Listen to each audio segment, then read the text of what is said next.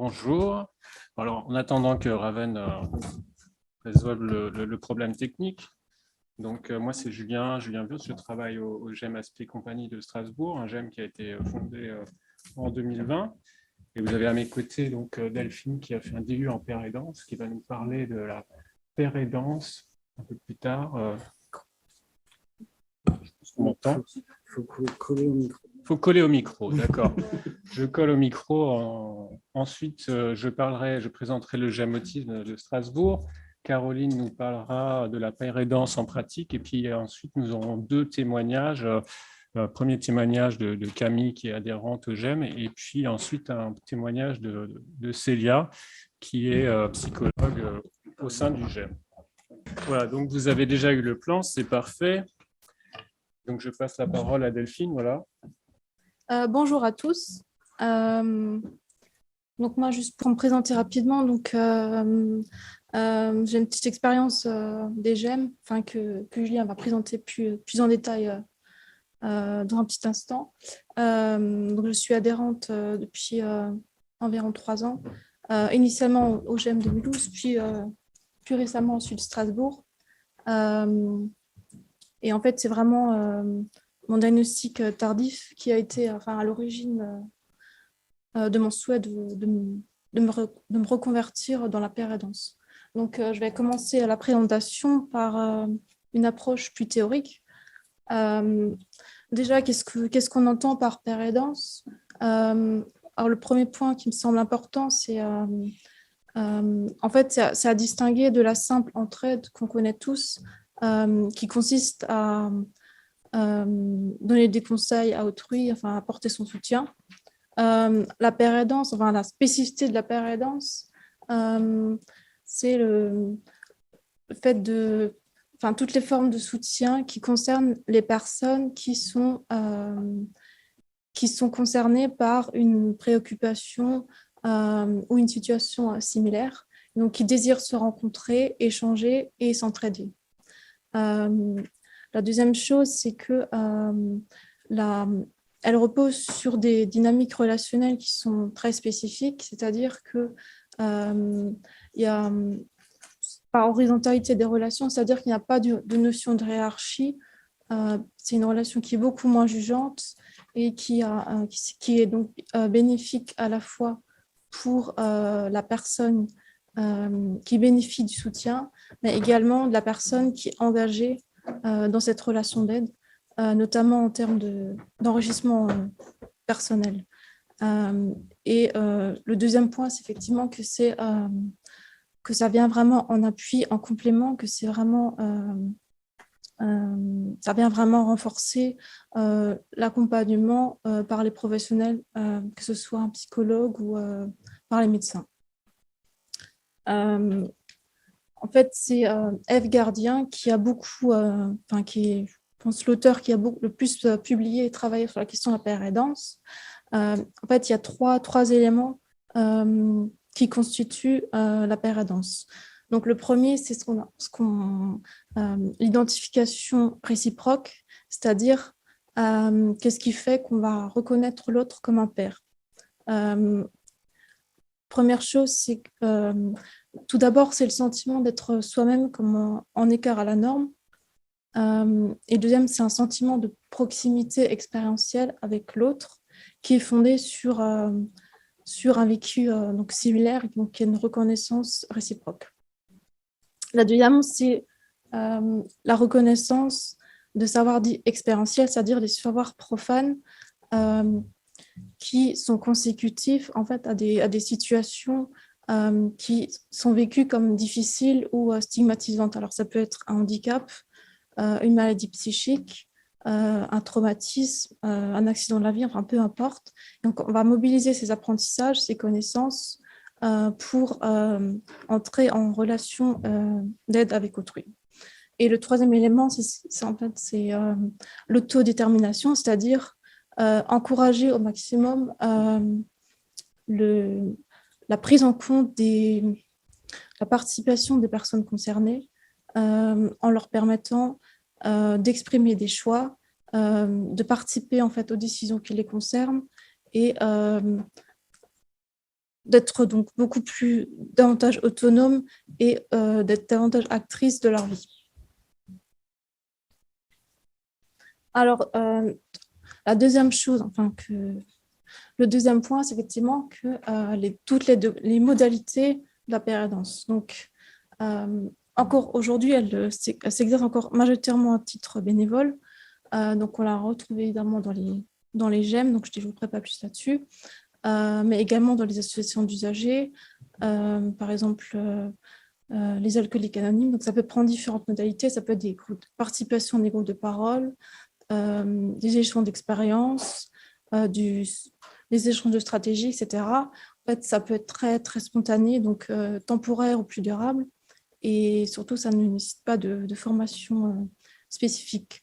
Après, la pérédance, elle développe également dans d'autres domaines, par exemple la parentalité. Et donc, parallèlement à ça, plus récemment, en France, il y a eu un début de professionnalisation qui s'est beaucoup reposé sur les modèles canadiens, avec en fait, ce qu'on a appelé l'expérimentation des médiateurs de santé pair. Alors, c'est initialement développé dans le champ de la psychiatrie. Et donc, le principe, c'était effectivement d'embaucher des anciens patients qui avaient un certain parcours de rétablissement par rapport à leur maladie, un certain recul. Et ils allaient mobiliser tout ce savoir expérientiel auprès de malades qui étaient à un stade moins avancé de la maladie. Et donc, ça a beaucoup eu un effet bénéfique, notamment en termes d'espoir et de baisse de l'autostigmatisation. Et encore une fois, c'est vraiment complémentaire aux autres professionnels. Le cas de l'autisme est un peu particulier, comme ça a été dit. Effectivement, il n'y a pas de notion de pathologie, ce n'est pas une maladie psychique. C'est vraiment une différence cognitive et surtout, ça s'exprime très différemment d'un individu à l'autre. Pour autant, en fait, notamment chez les adultes autistes qui généralement ont une longue errance diagnostique, il y a un réel besoin de pouvoir rencontrer leur père. Et donc là, je vais donner la parole à Julien pour qu'il présente plus en détail le GEM. Merci Delphine. Alors, un GEM, qu'est-ce que c'est? Alors, un GEM, les GEM ont été institués dans la loi handicap du 11 février 2005. Les GEM sont régis par un cahier des charges qui a été fixé dans un arrêté du 27 juin 2019. Et en France, donc, il y a un objectif, c'est d'avoir un GEM autisme dans chaque département à la fin de l'année 2022. Alors, les GEM sont sous la forme d'associations d'adultes ayant des troubles de santé ou des handicaps similaires. Donc, il y a toutes sortes de GEM et notamment des GEM autisme. Ce sont des dispositifs essentiels pour lutter contre l'exclusion, l'isolement social, la fragilité. Et ce sont vraiment des espaces qui favorisent l'entraide entre pairs. Alors, je vais vous parler du GEM Aspier et compagnie, donc, que nous avons fondé en septembre 2020. Alors, on a beaucoup parlé du merci, au revoir, bisous. Donc, chez nous, c'est plutôt bonjour, bienvenue. En général, ça marche plutôt bien. Et donc, on a commencé en septembre 2020. On avait une ancienne association. On était une vingtaine d'adhérents, 25 adhérents. Et là, à la fin on va dire au bout de 15 mois, on est arrivé à 70 cotisants, dont 37 femmes. Donc, c'est des personnes qui ont entre 18 et 65 ans. Et en moyenne 35 ans. Et donc, on a également 12 personnes de plus de 50 ans. Et sur l'année 2021, c'était plus de 230 visiteurs et usagers. Donc, toutes ces personnes, elles ont cumulé près de 3750 heures d'activités, de rencontres, de discussions, de loisirs, de sorties culturelles, de cinéma, de choses comme ça, mais aussi du temps d'investissement bénévole, du temps d'investissement pour créer le site Internet, de créer les outils qu'on utilise dans l'association. On a un chat qui permet aux adhérents d'échanger entre eux en toute sécurité. Voilà, on a un groupe psy qui a imaginé un projet de psychoéducation qui a débouché sur l'embauche d'une psychologue.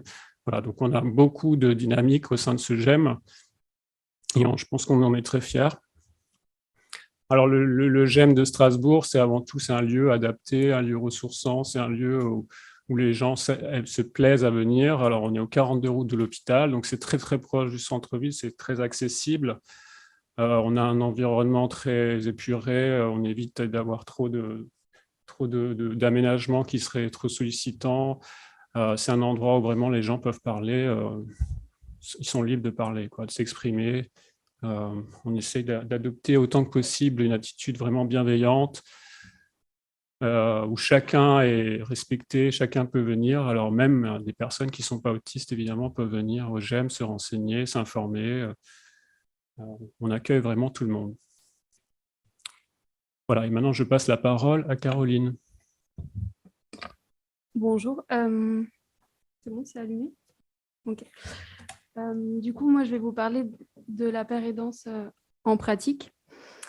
Dans un premier temps, je vais vous parler de groupes d'entraide qu'on a mis en place au GEM. Et ensuite, je vais vous parler de quelques éléments théoriques qui expliquent pourquoi c'est des groupes qui fonctionnent et qui apportent des choses aux personnes. Donc, moi, j'ai une expérience au sein du GEM qui est assez variée, c'est-à-dire que j'ai été bénéficiaire, j'ai été bénévole, mais j'ai aussi été salariée en tant qu'animatrice d'activité durant plusieurs mois en 2021. Du coup, pour vous parler de l'exemple des ateliers d'entraide qu'on a mis en place au GEM, quand j'étais salariée au GEM, j'ai voulu proposer de l'entraide sur des temps bien définis, donc 2 heures par semaine. Donc le GEM, c'est déjà en tant que tel un lieu d'entraide et de paire aidance, mais je trouvais intéressant de proposer des temps qui sont dédiés à ça pour permettre à chacun d'avoir un cadre défini où exposer ses problématiques et y trouver des réponses. Ces ateliers reposaient sur le principe de paire aidance, c'est-à-dire le partage d'expertise entre concernés par une même problématique, et permettaient aux membres d'échanger, de se conseiller, de partager leur expérience autour des sujets abordés lors des ateliers. Les sujets abordés étaient vraiment très libres, parce qu'en fait, l'idée, c'était que les thématiques dépendent des membres, de leur envie, de leurs besoins. Et voilà, donc c'était des temps où se retrouver entre personnes concernées pour discuter de tout, de l'autisme, de la vie quotidienne et personnelle en général.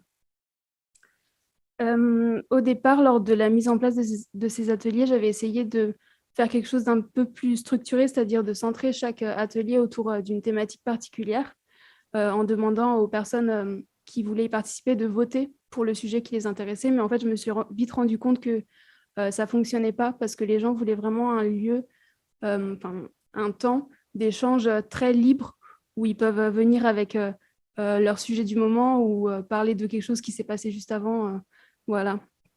Ou de questions qui les traversent à ce moment-là. Donc, le fait de centrer les ateliers autour d'un sujet prédéfini, ce n'était pas une bonne idée. Et ça aurait en fait limité les effets bénéfiques des groupes.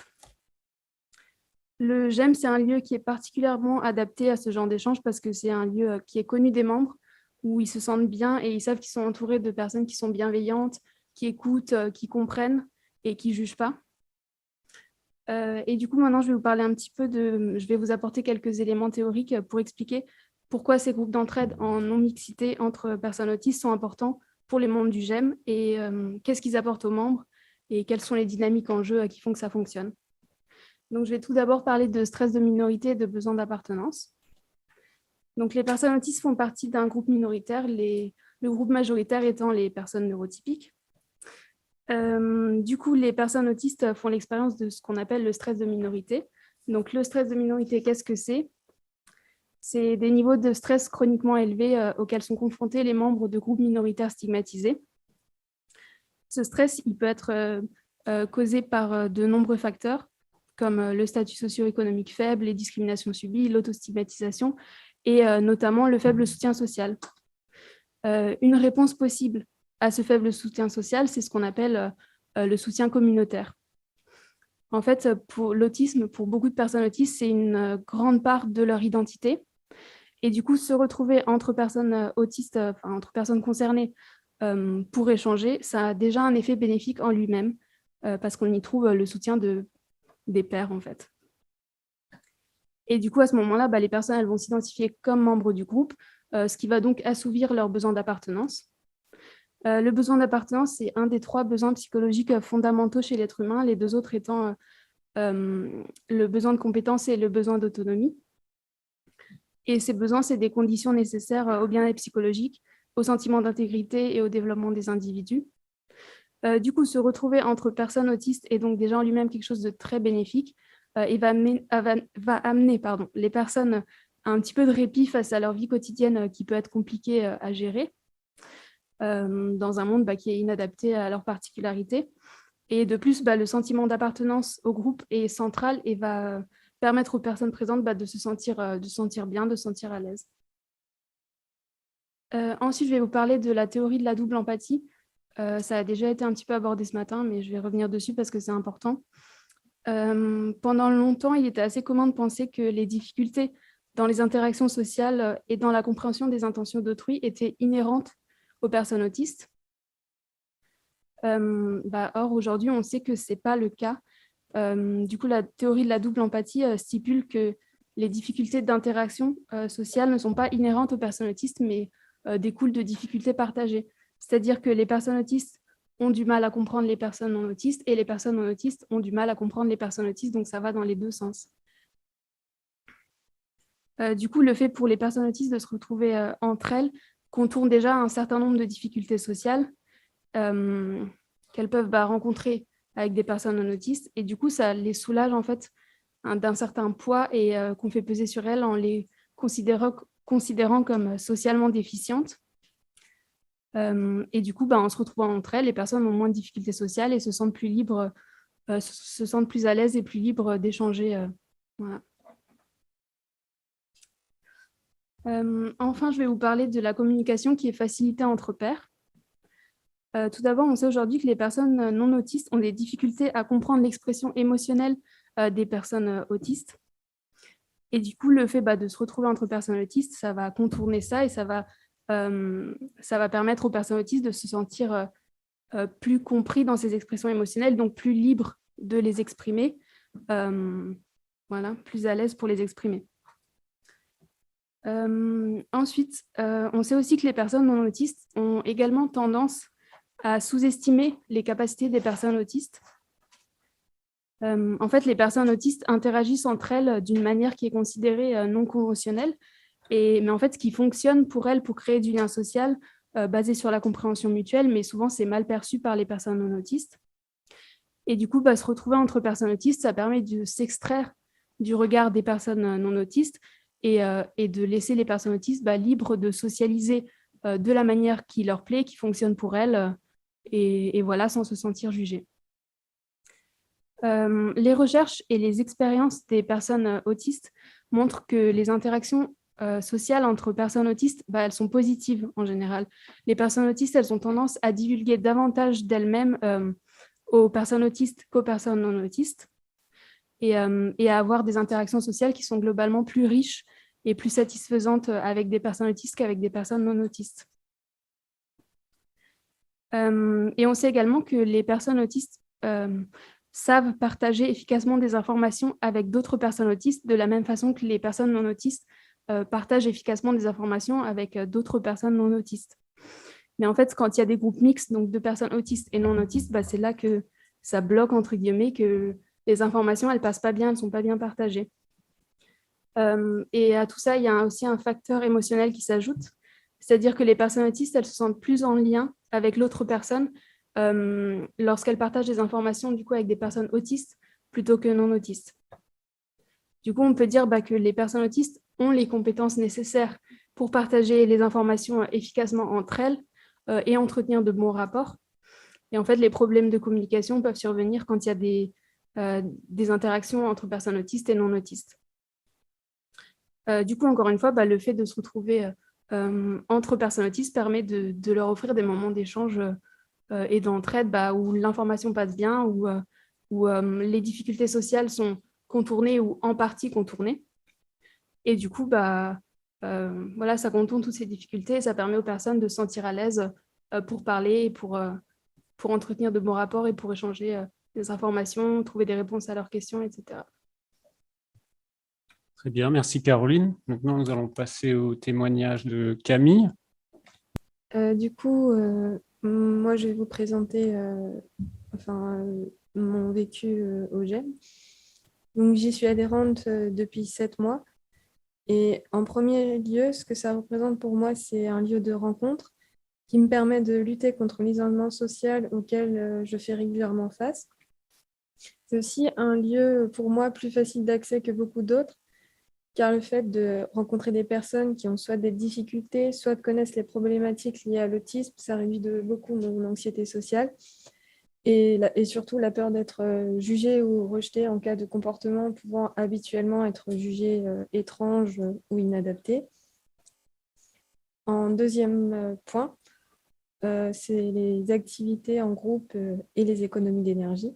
Donc, le GEM m'a permis de découvrir de nouvelles activités et surtout en groupe, comme par exemple des sorties au centre équestre, des ateliers de dessin, de jeux de société ou simplement des groupes de discussion. Pourquoi des économies d'énergie? En fait, parce que ne pas avoir besoin de gérer l'organisation, ça limite les freins liés à la peur de l'inconnu et surtout à l'énergie que peut coûter la simple organisation d'une activité, sachant que chez la plupart des personnes autistes, et moi-même en l'occurrence, la gestion du quotidien peut avoir déjà un coût énergétique assez important. Finalement, le GEM, c'est aussi un lieu où on peut partager des expériences et des conseils utiles. Pour moi, c'est un lieu où règne une atmosphère d'entraide et de bienveillance et où les personnes s'échangent des expériences et des conseils. Par exemple, j'ai moi-même pu recevoir de l'aide pour effectuer les démarches pour la mission handicap et pour obtenir des aménagements limitant les difficultés dans mes études. Donc, en résumé, je suis plutôt contente d'être tombée sur le GEM. Et du coup, je vais laisser la parole à Célia. Je vais vous présenter aussi le point de vue d'une professionnelle de santé au sein du GEM, puisque effectivement, en tant que neuropsychologue et psychothérapeute, je suis issue du monde du soin et du monde de la réhabilitation psychosociale. Et pourtant, je n'interviens pas dans ces dimensions au niveau du GEM, puisque j'interviens en tant que psychologue de la vie associative. Donc, on a choisi cet intitulé pour accentuer ou en tout cas mettre en avant le fait que ici, le psychologue est vu au niveau du GEM comme une personne ressource qui va utiliser toutes ses compétences, toutes ses connaissances issues de son parcours en sciences humaines, également toutes ses expériences personnelles, associatives et professionnelles, pour aider le GEM dans son fonctionnement, plutôt d'un point de vue relationnel et d'un point de vue humain. Donc, mes missions peuvent être très larges à partir de cette base-là et de ce gros bagage.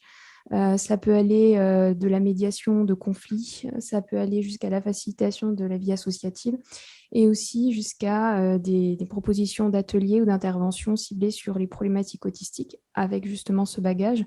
On parlait de la psychoéducation tout à l'heure. Effectivement, ça a été sur ce projet-là une subvention a été débloquée pour mon poste, mais également d'autres activités à venir et en fonction et construite avec les adhérents. Pour pouvoir réaliser toutes ces missions, c'est important pour moi de pouvoir me prendre de la distance par rapport à une posture de soin, une posture éducative. Et ce travail-là, c'est un travail d'attention de chaque instant qui demande un positionnement réfléchi et construit. Ce positionnement-là m'amène à laisser énormément de place à la paire aidance, à pouvoir faire confiance aux habilités propres de la personne. Je trouve que cette expérience est vraiment enrichissante à plusieurs points. Je voulais vraiment vous transmettre ça aujourd'hui.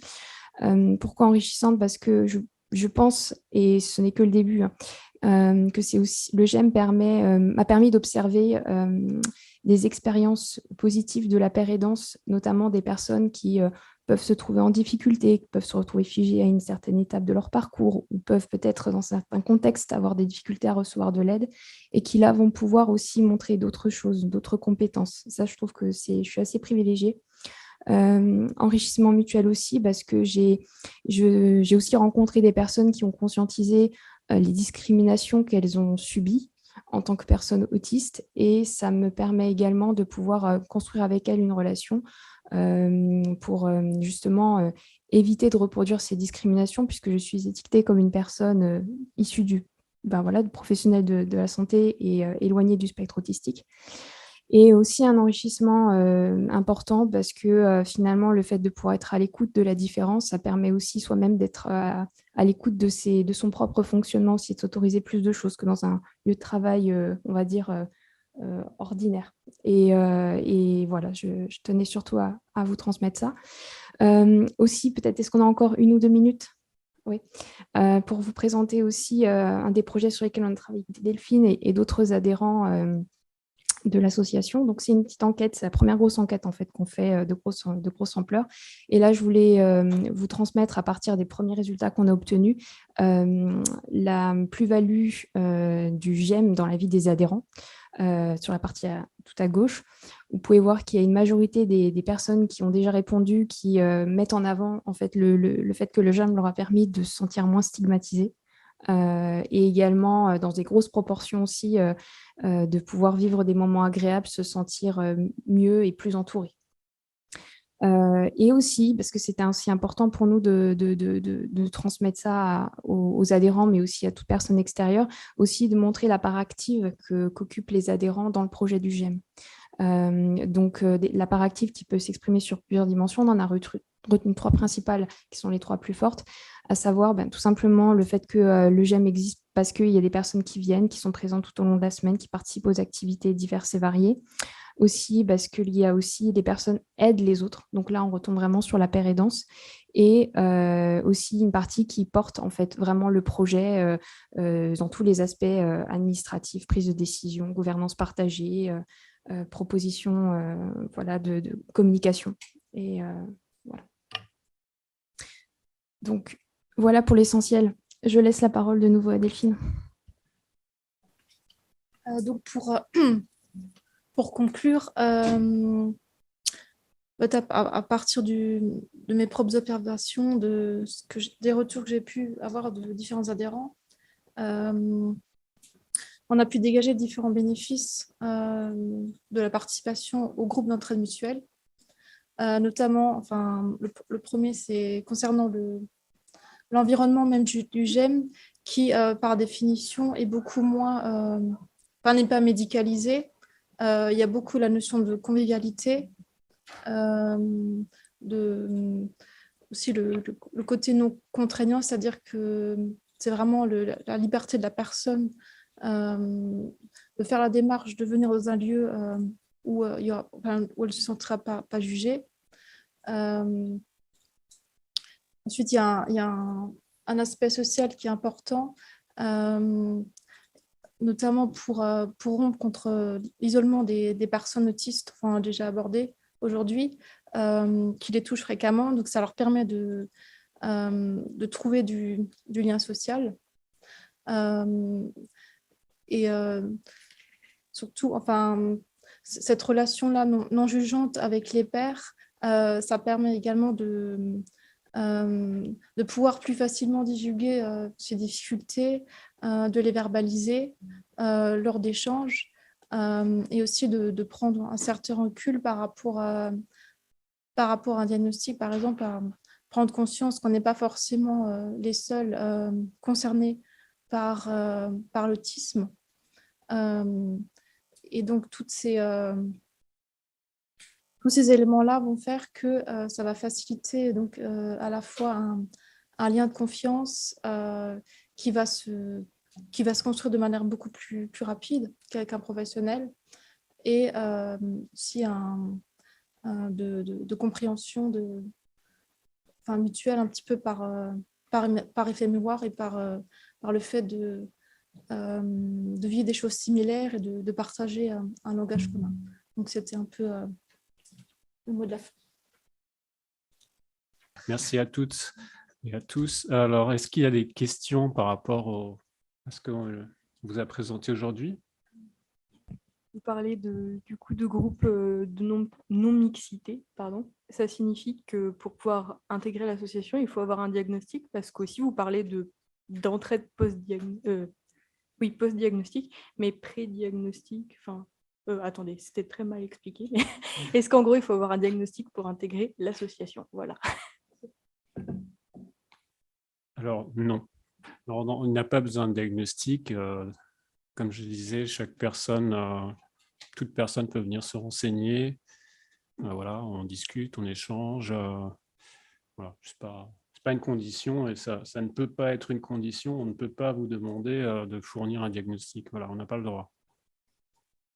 Du coup, j'avais vu que quand on parle d'un GEM autisme par département, c'était autisme au sens large qui était noté, mais là, le GEM, il s'appelle ASPI-SI. Est-ce qu'il est quand même ouvert à toutes les personnes autistes déjà?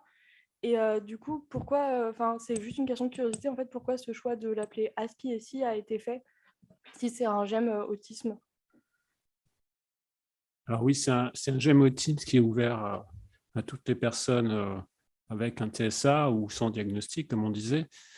Alors le nom, c'est un nom qu'on a choisi à l'été 2020. Voilà, on est passé par une longue étape avant la fondation du GEM avec les membres à l'époque. On a fait une après-midi de brainstorming où chacun a pu proposer des noms, des idées, des concepts, des mots. Puis on est passé par une étape où chacun a pu voter sur ou éliminer la centaine ou les 130 propositions qu'il y avait. Donc chacun a retenu 10. Et donc après, on est passé à une troisième étape où on a demandé aux gens d'en choisir que 5 parmi les 10. Et à partir de ces 5, ça c'était après le confinement, on s'est réunis donc, dans un parc là, tout près d'ici pour discuter du nom.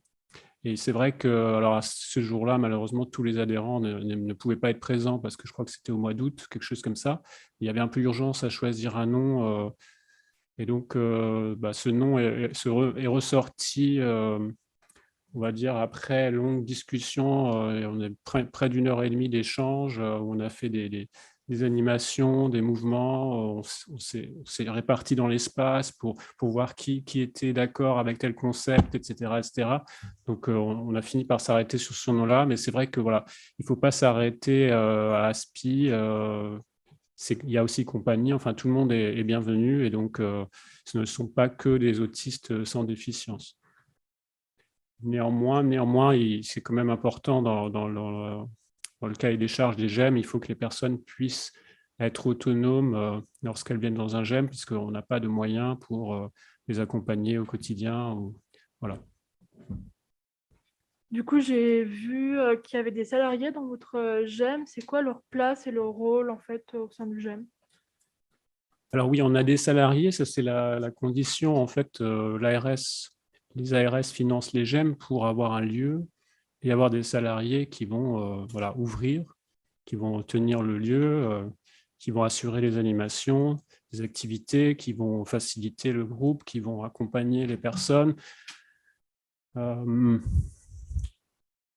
Je ne sais pas si Caroline, tu veux parler un peu plus de ton expérience ou Célia. Du coup, ta question, c'était par rapport à la place, c'est ça?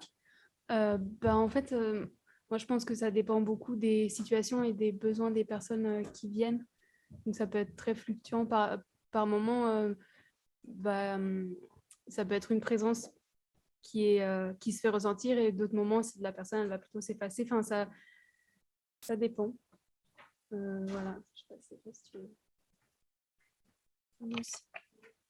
Si on va être complet sur la réponse, c'est aussi pour parfois assurer une continuité pour certaines missions, certaines animations, ou bien des missions qui demandent des compétences spécifiques, non pas forcément les adhérents à un moment T. Oui, il va y avoir toute la partie administrative, gestion, organisation, trouver des intervenants, aller consulter des intervenants extérieurs pour faire des activités, des sorties, ce genre de choses. Il y a une question sur est-ce que dans les GEM, l'art et la culture sont mis en avant, comme par exemple l'art-thérapie, la musicothérapie? Alors, dans notre GEM, on a fait une activité en 2021, un atelier d'art-thérapie. Voilà, c'était une bénévole qui l'a proposé, donc on l'a fait une fois. Le GEM de Strasbourg est adhérent de la structure Tôt ou Tard, donc c'est une structure qui réunit des associations et des structures médico-sociales pour proposer un un accès facilité à la culture. Par exemple, donc là, c'est sous la forme de tarifs très réduits, préférentiels. Par exemple, il y a un petit groupe qui a pu aller à l'opéra. Ils ont payé 3 € la place. Voilà. Donc, on a des ateliers d'expression théâtrale, d'expression artistique, des ateliers, enfin toutes sortes d'ateliers centrés sur là, des ateliers d'écriture aussi. Voilà, donc on donne vraiment la place et aux intérêts restreints parfois, ou non restreints, enfin c'est pas le bon terme, aux intérêts des personnes. On a à cœur qu'elles puissent s'exprimer et venir s'exprimer dans ce qui leur fait plaisir. Voilà. Juste, moi, je voulais dire, la personne dans sa question, elle utilisait beaucoup le mot thérapie, donc art-thérapie, musicothérapie, tout ça. Il faut savoir que les GEM, ce n'est pas des lieux de prise en charge et de thérapie en tant que tel. Voilà. Donc, si on fait des ateliers artistiques, ça ne va pas forcément être à visée thérapeutique. Voilà.